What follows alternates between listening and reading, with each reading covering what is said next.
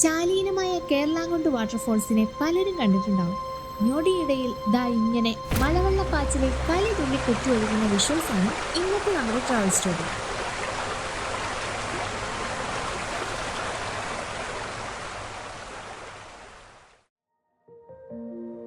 മഴക്കാലത്തും വേനൽക്കാലത്തും ഒരുപോലെ ഇഷ്ടപ്പെടുന്ന ഒരു വെള്ളച്ചാട്ടമാണ് മലപ്പുറത്തെ കേരളാങ്കുണ്ട് വാട്ടർഫോൾസ്.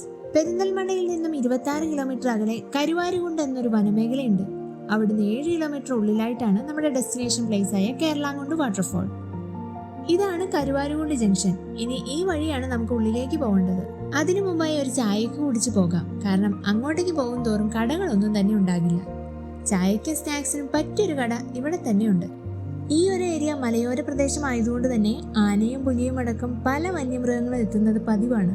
വന്യമൃഗങ്ങളുടെ ആക്രമണവും നാശനഷ്ടങ്ങളും ന്യൂസ് പേപ്പറിൽ കണ്ടാവും പലരും കരുവാരുകുണ്ടെന്ന ദേശം അറിയുന്നത്. റോഡിന്റെ വീതി കുറഞ്ഞു വരികയാണ്. ശരിക്കും ഒരു ഓഫ് റോഡ് റൈഡ്. അതുകൊണ്ട് അനുയോജ്യമായ വണ്ടി കൊണ്ട് വേണം ഇങ്ങോട്ടേക്ക് എത്താൻ. പോകുന്ന വഴിയിൽ കണ്ട ഒരു ആൽമരമാണിത്. ചുറ്റും പടർന്ന് പന്തലിച്ച് നിൽക്കുന്ന ഒരു ആൽമരം.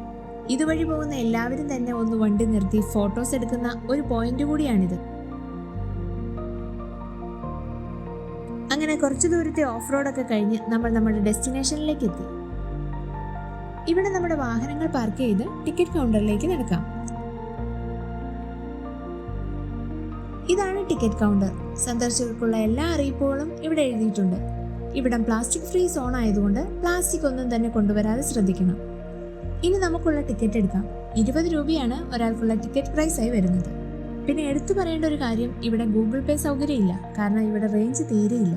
അതുകൊണ്ട് പേയ്മെന്റിനായിട്ടുള്ള ക്യാഷ് കയ്യിൽ കരുതേണ്ടത് അത്യാവശ്യമാണ്. അങ്ങനെ നമ്മൾ ടിക്കറ്റ് ഒക്കെ എടുത്തു കഴിഞ്ഞ് മുന്നോട്ട് നടക്കുമ്പോൾ ആദ്യമായി തന്നെ കാണുന്നത് കിഡ്സിന്റെ ഒരു പാർക്കാണ്. കൂടാതെ ഹെൽമെറ്റോ മറ്റ് ലഗേജുകളൊക്കെ നമ്മുടെ കയ്യിലുണ്ടെങ്കിൽ അത് സൂക്ഷിക്കാനുള്ള ലോക്കർ ഫെസിലിറ്റിയും ഇവിടെ അവൈലബിൾ ആണ്.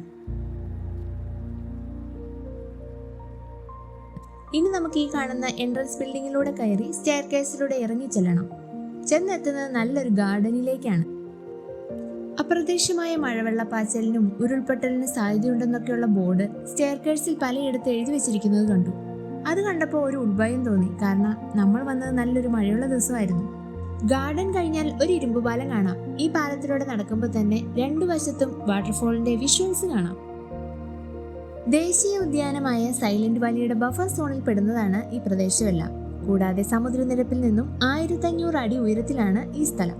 2016 കേരളാങ്കുണ്ട് അഡ്വഞ്ചർ ടൂറിസം മാപ്പിലേക്ക് ഉൾപ്പെടുത്തുന്നത്. അതിനുശേഷമാണ് ഈ രീതിയിലുള്ള ഇരുമ്പുപാലവും ഒക്കെയായി ഒരുപാട് മാറ്റം വരുത്തിയത്. അതിനു മുമ്പുള്ള സമയങ്ങളിൽ ഒരുപാട് പാടുപെട്ടായിരുന്നു സന്ദർശകർ ഇവിടെ എത്തിയിരുന്നത്. ഇവിടുന്ന് നോക്കുമ്പോഴാണ് പാലത്തിന്റെയും അതിന്റെ ബാക്ക്ഗ്രൗണ്ടായ വാട്ടർഫോളിന്റെയും ഒക്കെ യഥാർത്ഥ ഭംഗി മനസ്സിലാകുന്നത്. ചിന്നിച്ചിതറിക്കിടക്കുന്ന പാറക്കെട്ടുകളെ മറികടന്ന് പതഞ്ഞു തുളുമ്പിയെത്തുന്ന വെള്ളച്ചാട്ടവും വെള്ളം ആർത്തടിക്കുന്ന ശബ്ദവും കുറച്ചു നേരം നോക്കി നിന്ന് പോകും നമ്മളിവിടെ. ഈ വാട്ടർഫോളിന്റെ യഥാർത്ഥ ഭംഗി കാണണമെങ്കിൽ കുറച്ചുകൂടി താഴേക്ക് ഇറങ്ങണം. നമുക്കിനി താഴോട്ടിറങ്ങാം. ഇതാണ് താഴെ നിന്നുള്ള വ്യൂ. 150 അടിയോളം ആഴമുണ്ടായിരുന്ന ഈ വെള്ളച്ചാട്ടത്തിന് 2018 പ്രളയത്തിന് ശേഷം കല്ലും മണ്ണും ചെളിയുമൊക്കെ നിറഞ്ഞ് ഇപ്പോൾ ഏകദേശം 30 അടി മാത്രമാണ് ആഴമുള്ളത്. വാട്ടർഫോൾസിനെ ബാക്ക്ഗ്രൗണ്ട് ആക്കി ഫോട്ടോസും വീഡിയോസും ഒക്കെ എടുക്കാൻ ഇവിടെ വരുന്നവരാരും മറക്കാറില്ല. നല്ല മഴ ഇപ്പോഴും പെയ്യുന്നത് കൊണ്ട് പരിമിതികളോടെയാണ് നമുക്ക് വീഡിയോ എടുക്കാനായത്. പാറക്കൂട്ടങ്ങളിൽ നിന്ന് വന്നു പതിക്കുന്ന വെള്ളം പ്രകൃതിദത്ത നീന്തൽ കുളം പോലെ തോന്നും.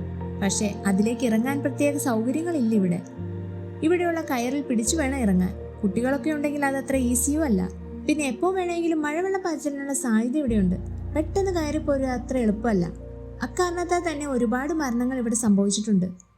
അറിയാത്ത സ്ഥലങ്ങളിൽ മതിമറന്ന് ആസ്വദിക്കുന്നത് അപകടങ്ങൾ വിളിച്ചു വരുത്തുക തന്നെ ചെയ്യും.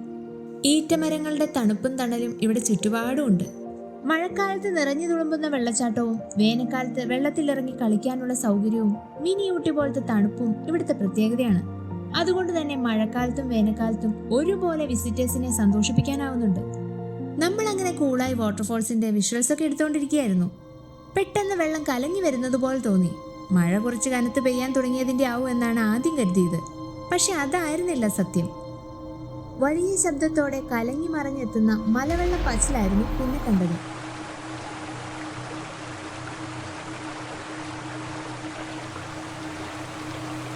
എന്താണ് സംഭവിക്കുന്നതെന്നോ എന്തു ചെയ്യണമെന്നോ അറിയാതെ പകച്ചു നിന്നുപോയ സമയമായിരുന്നു അത്.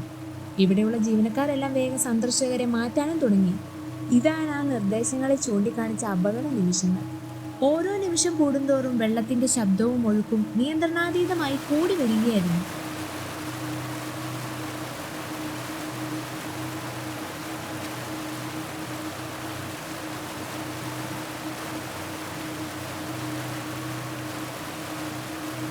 ഇതേ സമയം ഇവിടെ അടുത്തുള്ള കൽക്കുണ്ട് പുഴയിൽ ഒഴുക്കിൽപ്പെട്ട ഒരു യുവാവ് മരണപ്പെട്ടു എന്നുള്ള വാർത്ത ഗൈഡ് പറഞ്ഞറിഞ്ഞു.